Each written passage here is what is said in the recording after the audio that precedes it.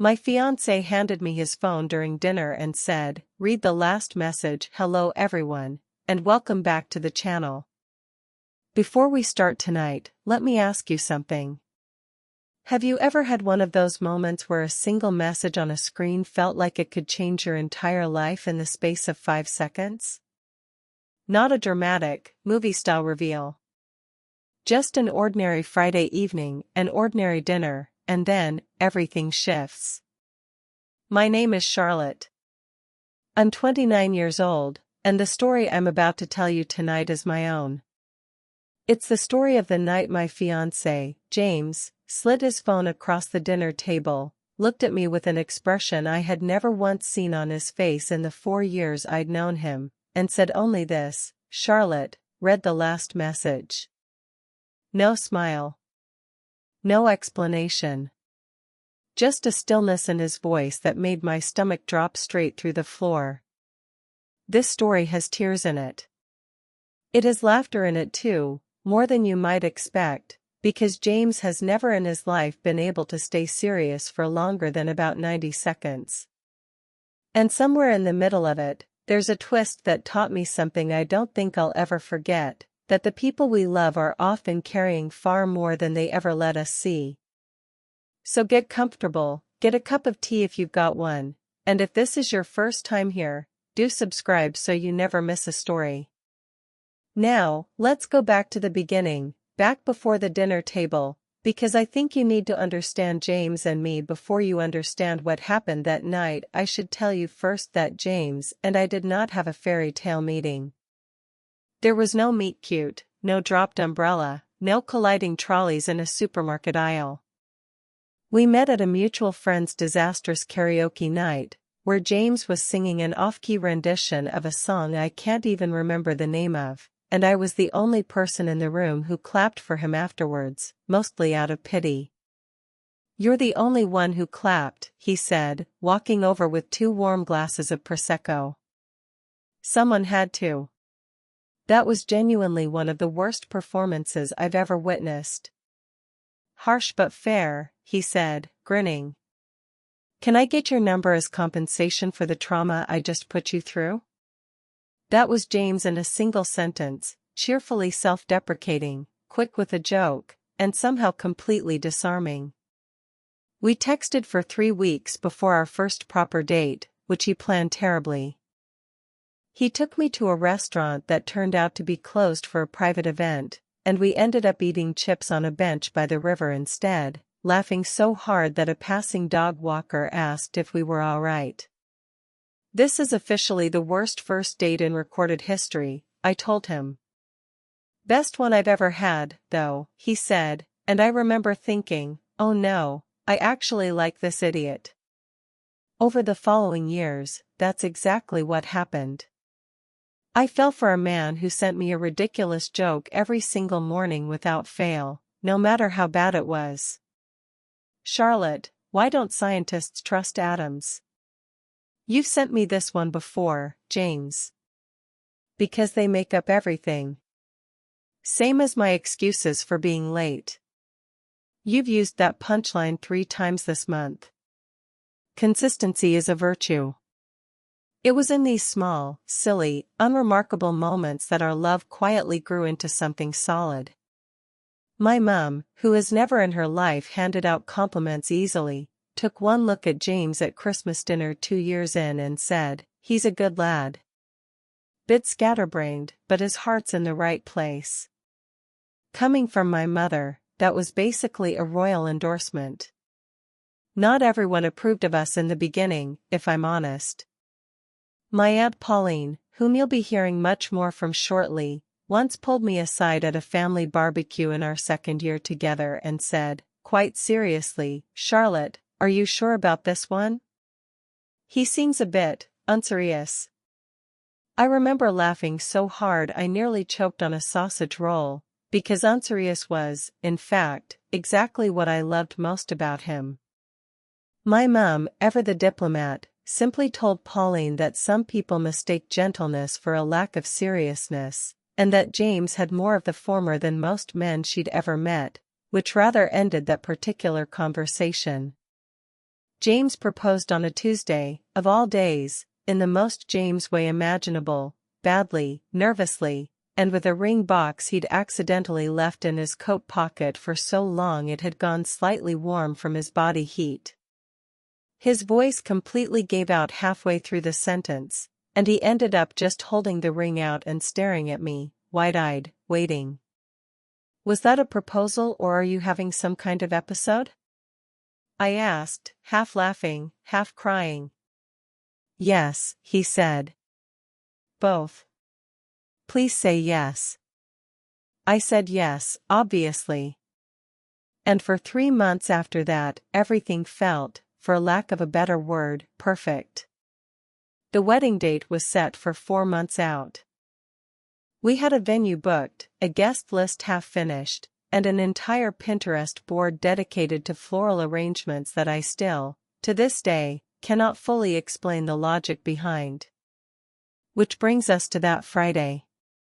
That evening, we'd decided to cook at home instead of going out. Both of us were equally hopeless in the kitchen, but we loved experimenting anyway, treating every attempt like a small, doomed science project. I'd made a chicken curry that night, accidentally far too spicy because I'd misjudged the chili, but James ate it like it belonged on a Michelin-starred menu. "Charlotte, this is genuinely restaurant quality. Don't lie, your eyes are watering." "That's just emotion. Pure culinary emotion. This curry has moved me." We were both laughing. There was a candle burning on the table. James had insisted on it, said a proper romantic dinner needed candlelight, even if the food was slightly, catastrophically overspiced. Then his phone buzzed. I watched his face change in real time. First a faint, automatic smile, the kind you give a notification before you've even read it. Then a strange, sudden stillness, like someone had pressed pause on him.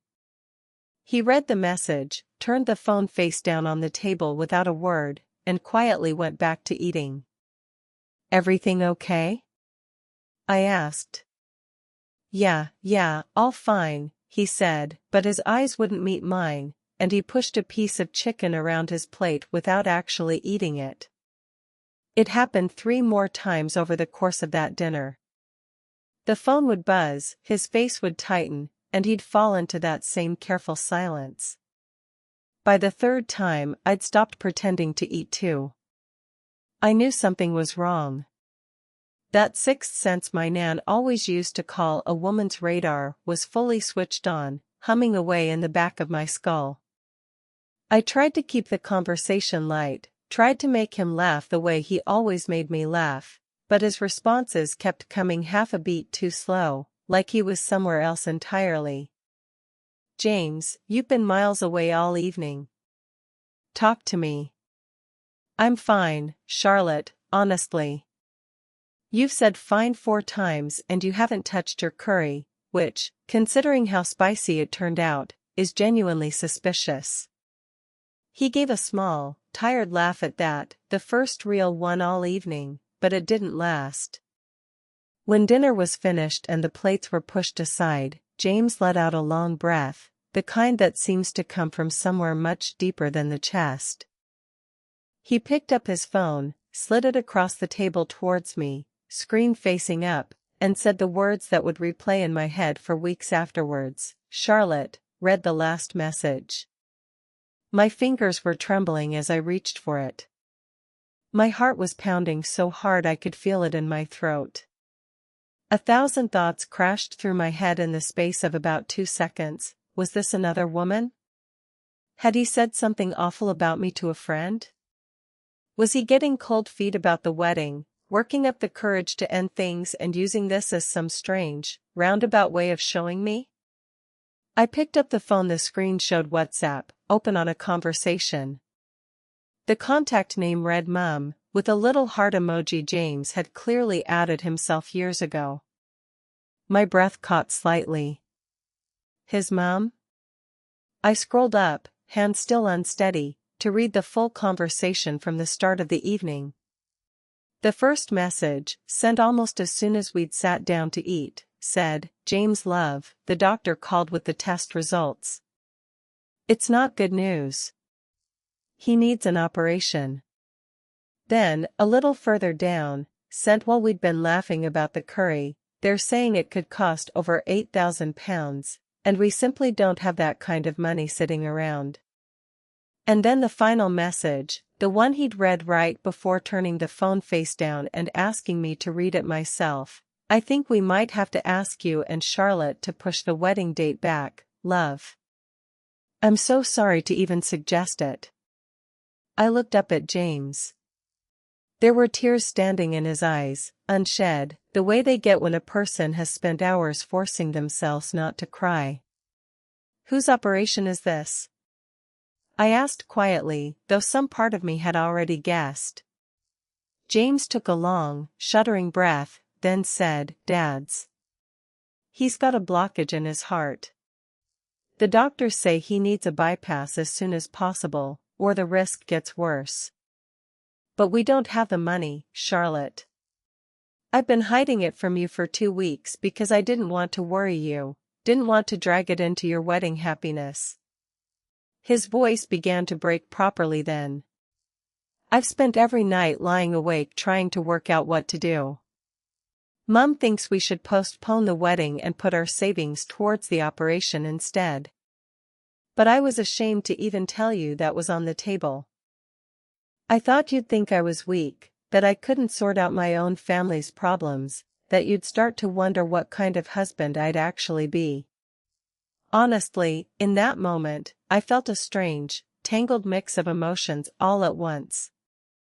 On one hand, there was a flood of relief, there was no other woman, no betrayal, nothing sordid hiding behind that locked phone screen. On the other hand, there was real, sharp pain. James had been carrying this enormous weight completely alone for 2 whole weeks, sitting across from me at dinner every night, laughing at my jokes, sending me his ridiculous morning messages, and I'd had no idea any of it was happening. I took his hand across the table. James, have you lost your mind? You were going to hide this from me? I'm your fiancé. I'm about to become part of your life completely, for the rest of it. Your dad is going to be my dad too, whether the wedding happens in 4 months or 4 years. Tears finally slipped down his face, and he didn't bother wiping them away. I was scared, Charlotte. Scared your parents would hear this and think we weren't in a good enough position to get married. Scared that you'd start seeing me differently. That you'd stop. I cut him off, more gently this time. James, do you remember what my mom said to me the day we got engaged? She said, a marriage isn't built on money, it's built on the promise to stay by each other's side, especially when things are hard. Now tell me, when does the operation need to happen? The doctors are saying within 2 weeks, or the risk increases significantly. I stood up so fast my chair scraped loudly against the floor, and grabbed my own phone off the counter. What are you doing? Calling my mom. Charlotte, no, please, it's too soon. I haven't even told my own mom you know yet. I need to think about how to. James, I said, in a tone I don't think I'd ever used with him before, firm and completely unmovable. This is a family matter, and I am part of this family. Now sit down, breathe, and let me talk. He sat down. I dialed. My mom picked up on the 3rd ring, the television audible in the background. Hello Charlotte, bit late for a call, isn't it? Everything all right? Mom, James's dad is unwell. He needs heart surgery and they don't have enough money to cover it in time. There was a brief silence on the other end, the sound of the television being muted. Then my mum said, in that steady, no-nonsense voice she uses when she's already made up her mind, how much do they need? About £8,000, they think. Right. I'll speak to your father in the morning, but I already know what he's going to say. Whatever we've put aside for the wedding should go towards this man's treatment first. The wedding can wait a little longer if it has to. A person's life matters far more than a marquee and a string quartet, Charlotte. My eyes filled with tears, standing there in the kitchen with James watching me, unable to make out the words but clearly reading my face. Mom, you really would do that, just like that? Love, I'm your mother, not a stranger who needs convincing. And listen to me, tell James not to hide things like this from you, or from us, ever again. Families are meant to solve these things together, not carry them alone in silence at the dinner table. I will, Mum. Thank you. I don't know what to say. Don't say anything, just come round for lunch on Sunday and bring James, and we'll sort out the practical bits then. Now go and comfort that poor boy, he's probably in bits. When the call ended, I went back to the table. James was staring at me, stunned, like he couldn't quite process what he'd overheard from my side of the conversation. What did she say? She said the wedding money goes towards your dad's treatment. She's already decided. She says my dad will agree, and she's never once been wrong about my dad in 31 years of marriage, so I wouldn't argue with her. James went pale, then red, then pale again, an entire spectrum of disbelief crossing his face in about 4 seconds. No, Charlotte, I can't accept that, that's far too generous, that's your parents' savings, this isn't charity, James, I said, coming round the table and taking both his hands in mine. This is love. When two people get married, it isn't just the two of them joining together, it's two families becoming one. Your dad is my dad now, whether we're legally married yet or not. That's how I've felt about your family since the day I met them. James broke down properly then, and for the first time in 4 years together, I saw him cry so openly, without trying to laugh it off or make a joke to break the tension. I pulled him into a hug, and in that moment I understood something I don't think I'd ever fully grasped before: marriage isn't just a ceremony with flowers and a nice dress.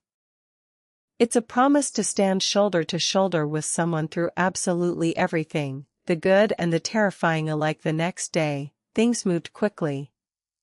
My mom spoke to my dad over breakfast, and my dad, who is usually a very serious, quiet man, the sort who reads the newspaper cover to cover before saying a single word to anyone, simply put his paper down, looked at my mom, and said, "A person's life comes first. Sort out James's dad's treatment. Don't worry about the wedding date, it'll happen when it happens." That was it. No debate, no hesitation. I nearly cried again when my mom told me over the phone. But not everyone in the family was quite so quick to agree. My Aunt Pauline, who has always had an opinion on absolutely every family matter whether it concerns her or not, rang the house within the hour, having apparently already heard through the family grapevine. "Susan," she said to my mum, loudly enough that I could hear her voice leaking out of the receiver from across the kitchen, "what on earth are you doing? Giving away your daughter's wedding fund to pay for some other family's medical bills? What will people say at the golf club?"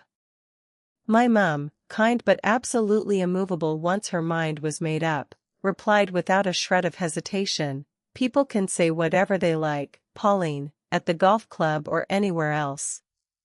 If the family my daughter is marrying into is in trouble, helping them is my responsibility, not theirs to negotiate and not yours to comment on. This is my decision, and Charlotte's father agrees with me, so that's the end of the discussion." I was standing in the next room listening to all of this, and my heart swelled with a fierce, aching pride. My mom had always been like that. She made decisions with her heart first and never once let gossip or judgment steer her off course. It's a quality I hope I've inherited even a fraction of. Meanwhile, there was tension brewing in James's house too, for entirely different reasons. His mum, Diane, called me directly the following morning, her voice thick with an embarrassment she couldn't quite hide. Charlotte, love, I feel so awful about all this. We never, ever wanted to be a burden on your family, and now James has gone and told you everything and your mother's involved and, Diane, I said gently, cutting through her spiral, you're not a burden. You're going to be my mother-in-law in a few months, and you're my family in every way that matters already. And family doesn't carry burdens alone.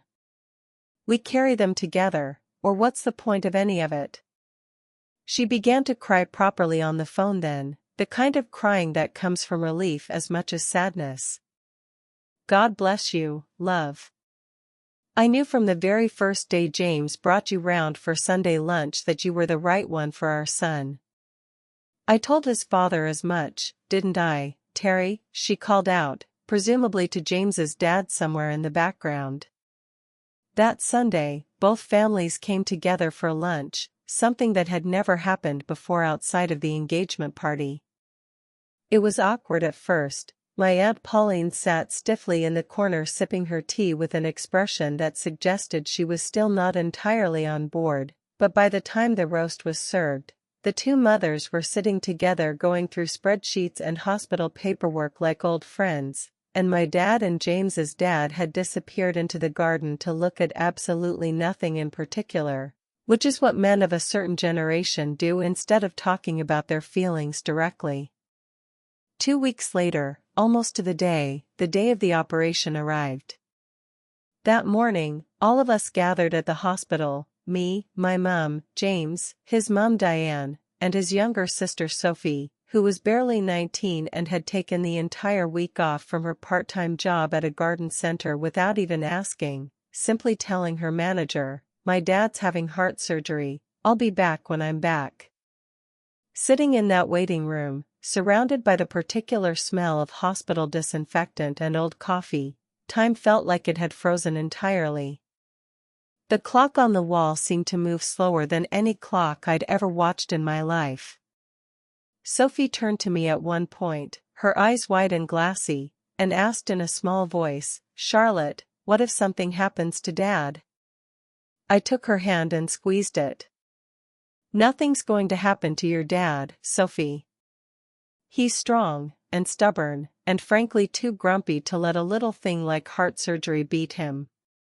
And look at you, already calling me your future sister-in-law before I've even officially married your brother. That means the mission I've been quietly working on for the past 4 years is finally, officially complete. She gave a small, wet laugh despite the tears threatening to spill over. You've been working on that mission the whole time? Since the very first Sunday lunch. It's been a long campaign. James sat quietly a few seats away, fidgeting with his fingers, his knee bouncing in that way it does when he's properly anxious. I went and sat beside him, took his restless hand in both of mine to still it. James, what's going through your head right now? Charlotte, if the operation doesn't go well, if something happens in there, shoo, I said, putting a finger gently to his lips. Don't think like that. Not right now. Right now we breathe, we wait, and we trust that the surgeons in there know exactly what they're doing. Everything is going to be fine. The operation was expected to take around 4 hours. Every single minute felt like a year. James kept checking his watch, standing up to pace the corridor, then coming back to sit down, then standing up again a few minutes later like his body simply couldn't stay still with the weight of it all pressing down on him. I thought, someone needs to make him laugh properly, or he's going to wear a groove into this floor and lose his mind entirely with the waiting. James, do you remember when you first proposed to me? And your voice completely gave out halfway through the sentence. He gave a faint, involuntary smile despite himself. Charlotte, now really isn't the time to, no, listen, hear me out.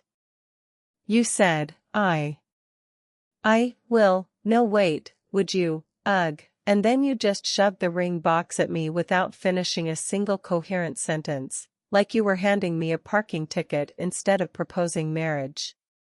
James actually laughed properly at that, a real laugh, the first one all morning. I was so nervous, Charlotte, you have no idea. I'd been carrying that ring around for 3 weeks waiting for the right moment. I know you were. That's exactly my point. So trust me when I tell you, you don't need to be more nervous right now than you were that day.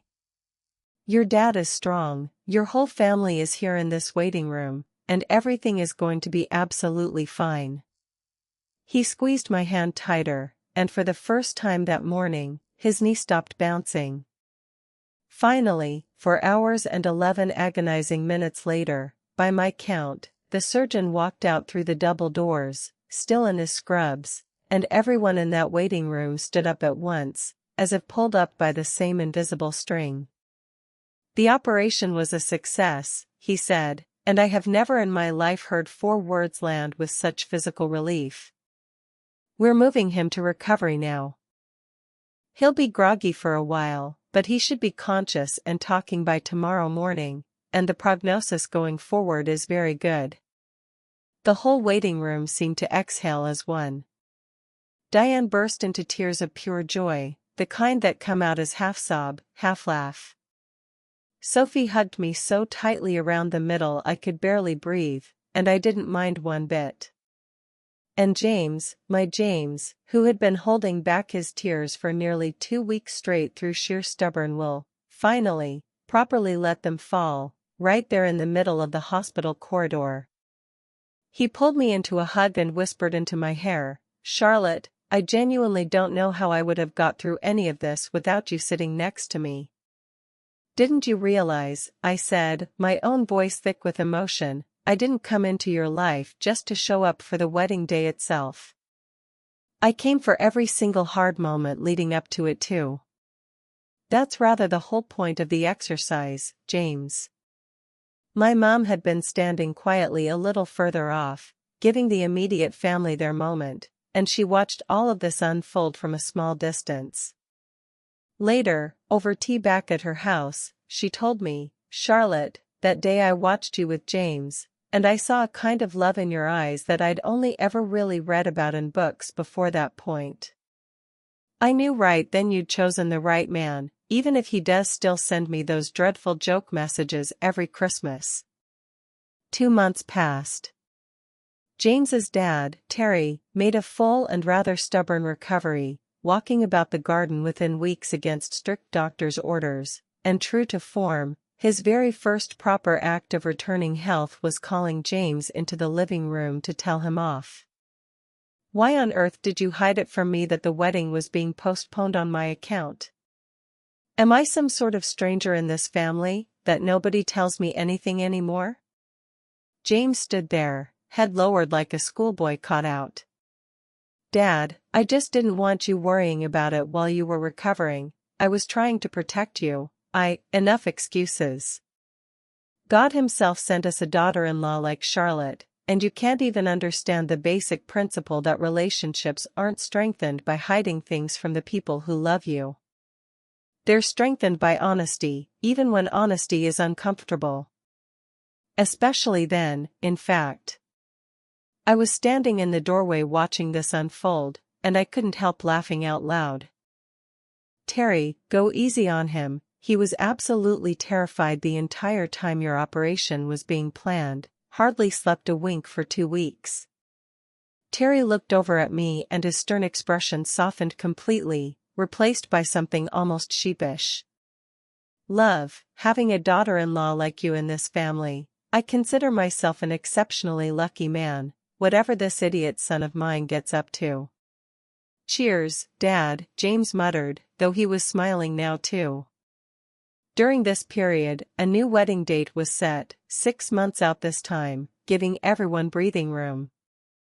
There was no worry hanging over it this time, no secrets tucked away behind locked phone screens. Everything was planned completely in the open.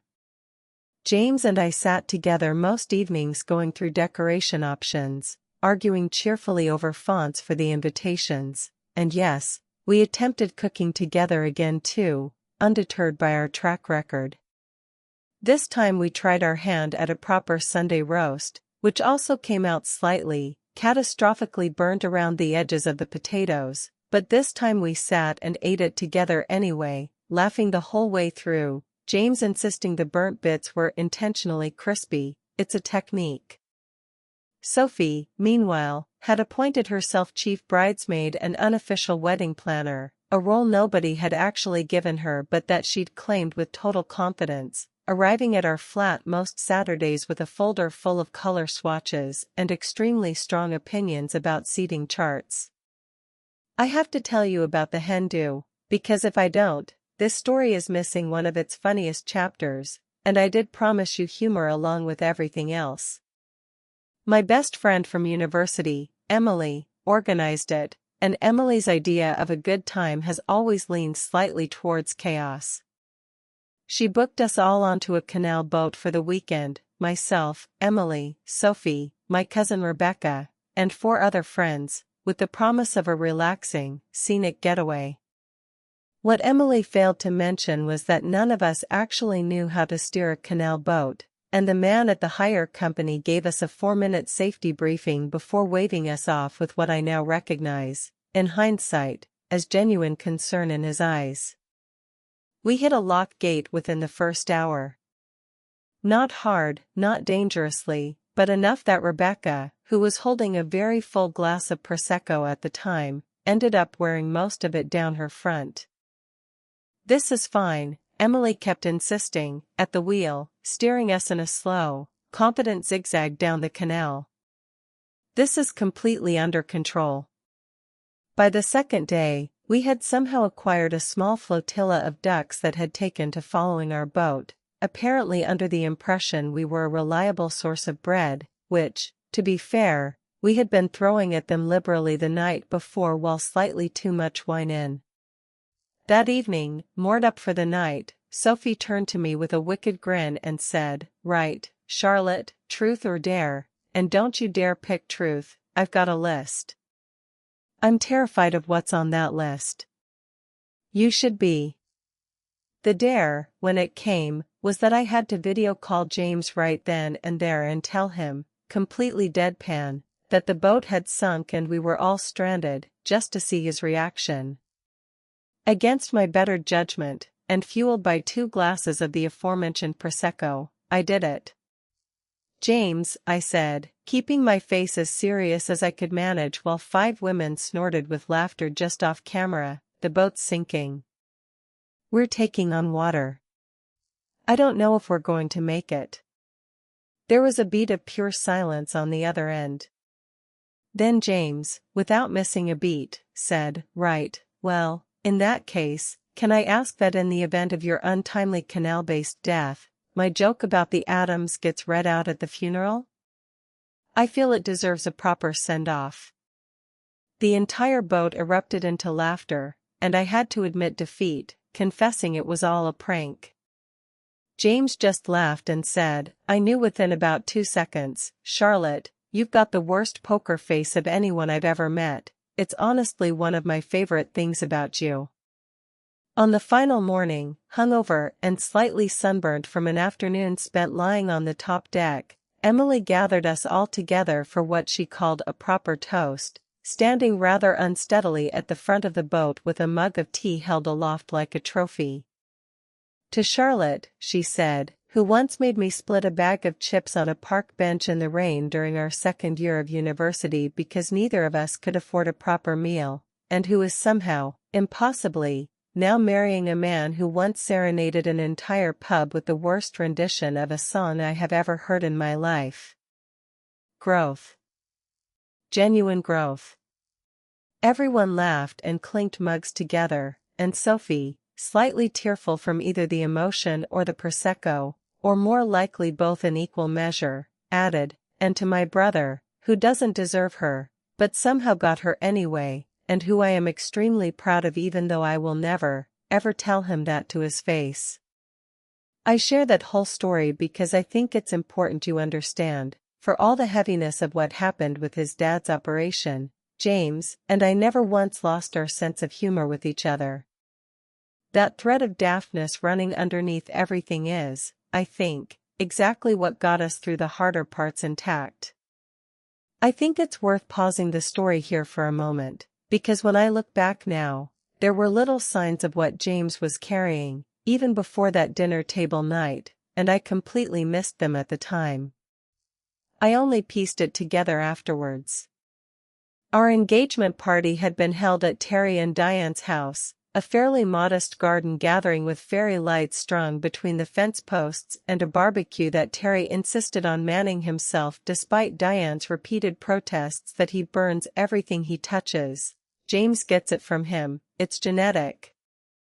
I remember, at one point that evening, catching Terry rubbing at his chest absent-mindedly while talking to my dad, and thinking nothing of it, just a man leaning against a fence post after a long day on his feet. I remember James disappearing for 10 minutes to help find more chairs and coming back looking slightly pale, though I put it down to the heat. Looking back now, I think that was around the time Terry had first started feeling unwell, quietly, without telling anyone outside his and Diane's bedroom conversations at night. James, it turned out later, had known something was slightly off for weeks before that dinner table conversation, had been quietly worrying in the background while still managing to show up for every single one of our wedding planning meetings with a smile and a joke, never once letting it show.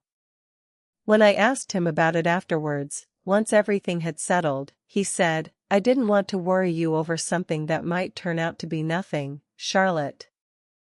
I kept telling myself it was probably nothing, right up until the test results came back and it very clearly wasn't nothing at all. I told him then, quite firmly, that probably nothing is exactly the kind of thing two people getting married should be allowed to worry over together, rather than apart. He agreed, eventually, though it took him a little while to fully believe it applied to him and not just to me. I don't want to give the impression that everything after the operation was smooth sailing, because it wasn't, not entirely. Relief doesn't erase old habits overnight, and about a month into the new wedding planning, James and I had our first proper row since getting engaged. It started, of all things, over the guest list.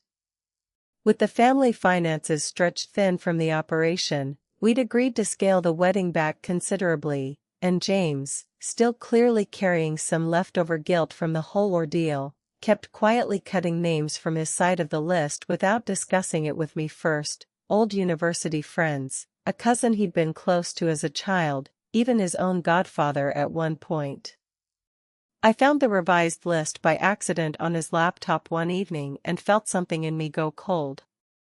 "James, why have you cut half your own guest list without saying a word to me about it?"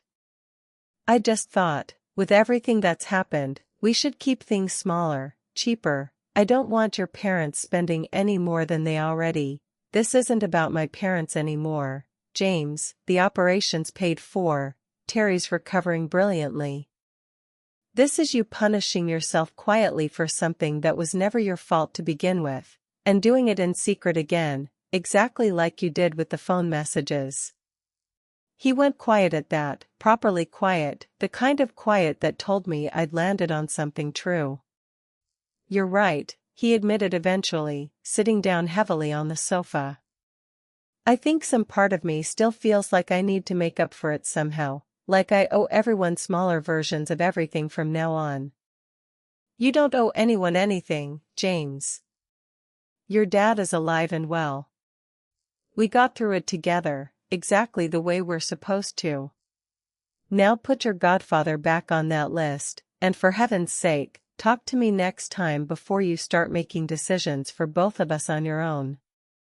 He did put the names back.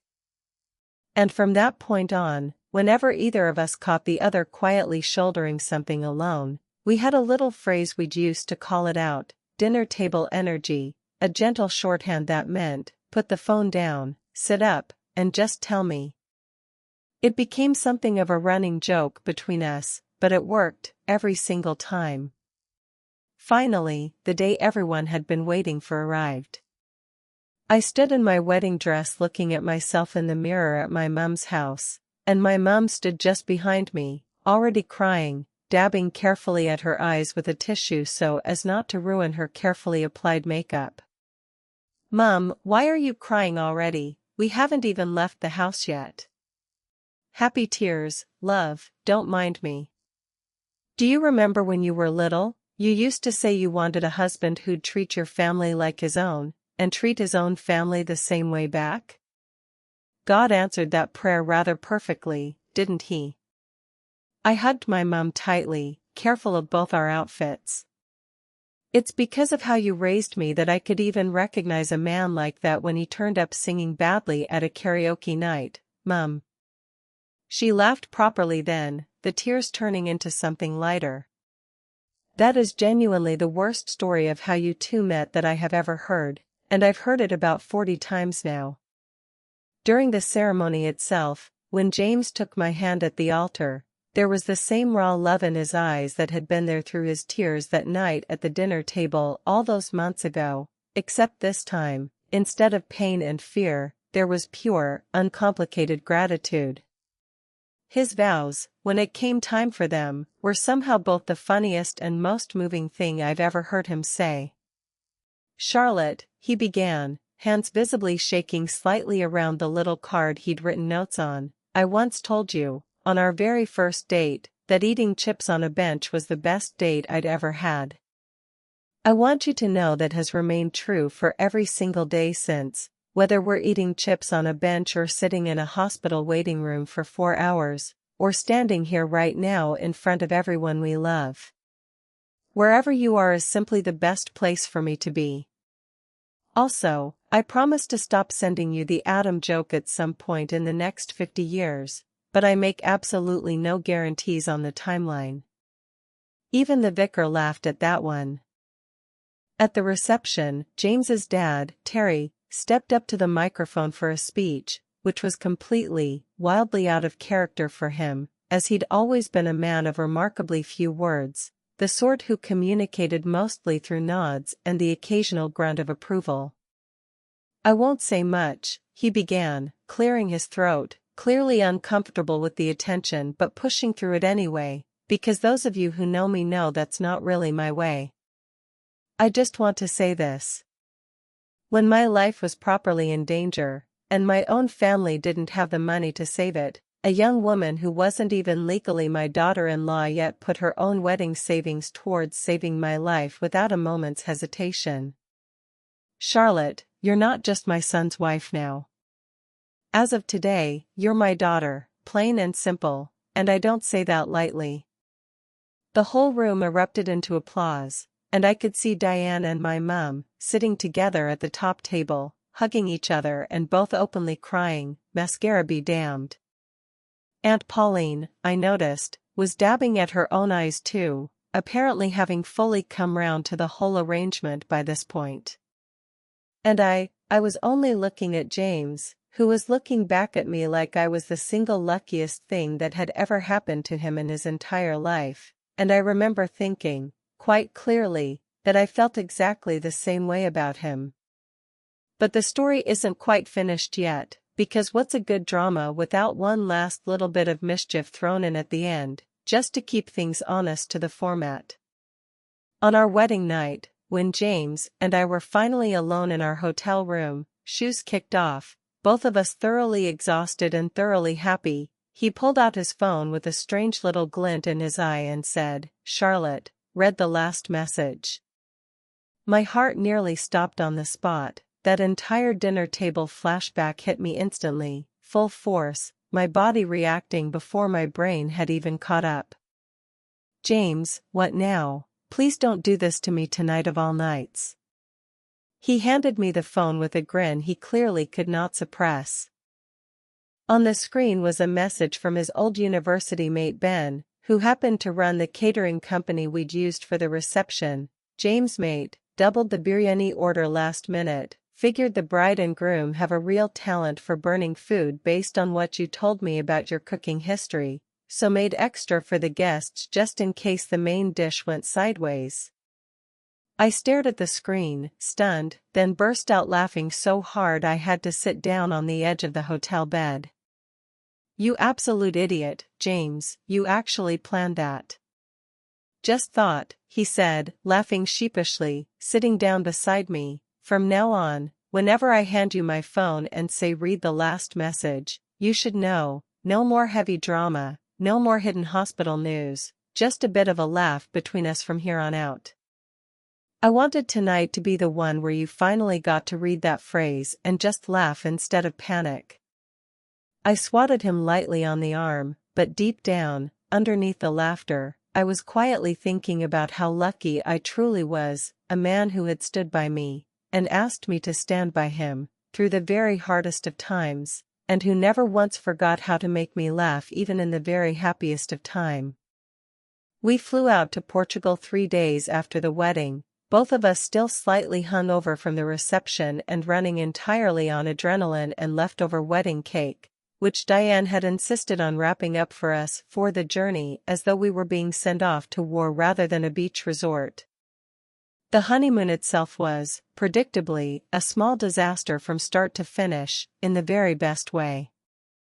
Our first night, James managed to lock us both out of our hotel room at 11 at night in nothing but swimming trunks and a bathrobe respectively, having gone down for a quick swim and left the key card upstairs.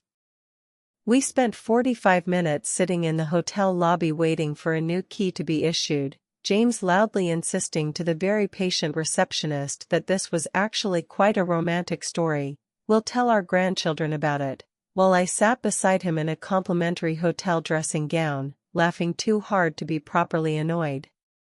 On the third day, we hired mopeds to explore the coastline, against the strong advice of literally everyone we know, including both our mothers, who had apparently been messaging each other in a joint group chat titled, "Keep an eye on them," for the entire duration of the trip. James, predictably, took a wrong turn within the first 20 minutes and led us confidently up what turned out to be a private farm track, resulting in a rather bewildered elderly farmer waving his arms at us from a distance while 3 goats trotted along behind our mopeds for a worrying stretch of road. "This is fine," James kept insisting, echoing Emily's exact words from the Hen du Canal boat almost word for word, which I pointed out to him immediately and which he found far less funny than I did. We eventually found our way back to the coast road, sunburnt, slightly goat-adjacent, and utterly delighted with ourselves. It was on the last evening of the trip, sitting on a small balcony overlooking the sea with a bottle of local wine between us, that James turned to me rather more seriously than usual and said, "Charlotte, I want to tell you something, and I want you to actually hear it properly, not just as a joke." I put my glass down. "Go on." "That night at the dinner table, when I handed you the phone, that was the worst I've ever felt in my entire life, worse even than the hours in the hospital waiting room, if I'm honest. Because in that moment, I genuinely believed I was about to lose you over something that wasn't even my fault, just because I'd been too proud and too frightened to let you in. And instead, you did the exact opposite of what I was terrified of. You leaned in, harder than I've ever seen anyone lean into anything. I don't think I properly thanked you for that, not in so many words. You don't need to thank me for that, James. That's just what you do, for someone you love. I know. But I wanted to say it anyway. Out loud, on a balcony, with wine, so it's official." I laughed, and reached across to take his hand, the sea stretching out dark and endless beyond the balcony rail. "Consider it officially received. Now can we please talk about something less emotional, because I refuse to cry on my own honeymoon over a conversation we've already had roughly 6 times since the wedding." "Fair enough. Did I ever tell you why scientists don't trust atoms?" "James, I will throw this wine off the balcony. They make up everything." I threw a small piece of bread at him instead, which felt like a reasonable compromise, and he caught it in his mouth on the first try, which he has never once managed to replicate since, despite many, many attempts. Today, as I'm sitting here writing this story out properly for the first time, James and I have been married for 2 years. His dad, Terry, is completely healthy, still stubbornly gardening far too much for a man his age, and often turns up unannounced with a tin full of whatever he's been baking that week, joking every single time, anything for the daughter-in-law who saved my life, love, I owe you a lifetime of terrible flapjacks. Sophie is engaged herself now, to a lovely, quiet man named Oliver who I suspect she terrifies slightly, and she has already informed me, in no uncertain terms, that I will be her chief bridesmaid in return, as payment for services rendered, whatever that means exactly. James and I still have all the same old habits, for years, and a wedding on from that karaoke night, genuinely terrible cooking, ridiculous morning jokes that have somehow got even worse over time rather than better, and that same little dinner table where we still sit most evenings, candle lit even when the food is, inevitably, slightly burnt. Sometimes he'll pick up his phone with that same familiar little glint in his eye and say, "Charlotte, read the last message," and I just laugh now and say, "I'm not scared anymore, James, I already know it's just another biryani order or an Adam joke." What I learned from this whole story, if I'm honest with you, is this: sometimes the moments that frighten us the very most end up teaching us the deepest kind of love we'll ever know. A single message on a locked phone screen could have changed everything about how I saw him that night. I could have been angry. I could have assumed the worst and let suspicion take over before I even knew the facts. I could have let it quietly poison things between us. Instead, I chose to listen first, to understand before reacting, and to stay exactly where I was, right there beside him, at that dinner table, for whatever came next. And I would make that same choice again in a heartbeat, every single time. And that, everyone, was my story. My fiancé handed me his phone during dinner and said, "Read the last message." I really hope this one made you laugh, made you tear up a little somewhere in the middle, and left you with a bit of warmth by the time you reached the end, because that's exactly how living through it felt for me too. If you enjoyed this story, please do give the video a like, and let me know down in the comments, have you ever had a moment where finding out the truth about someone completely changed the way you saw them, for better or for worse? I read every single comment, and I'd genuinely love to hear your own stories. Don't forget to subscribe so the next story reaches you too, and hit that little bell icon so you never miss an update when a new one goes up. I'll see you in the next story, with a whole new set of emotions and a whole new life to walk through together. Until then, take good care of yourselves, and maybe go and check in on the people you love. You never know what they might be quietly carrying at your own dinner table tonight.